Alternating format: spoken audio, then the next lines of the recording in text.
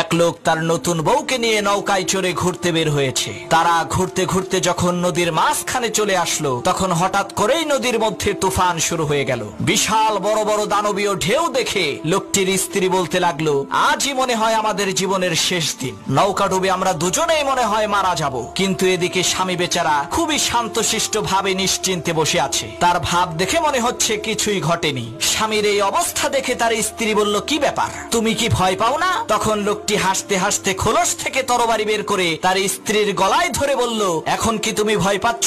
তখন তার স্ত্রী বলল, কি বোকার মতো কথা বলো, ভয় পাবো কেন? তরবারিটা তো তোমার হাতে, আর আমি জানি তুমি আমাকে অনেক ভালোবাসো। তখন সেই লোকটি বলল, ঠিক একই ভাবে এই ঝড় তুফান সবকিছুই আল্লাহর হাতে, আর আমি জানি আমার আল্লাহ আমাদেরকে অনেক ভালোবাসেন।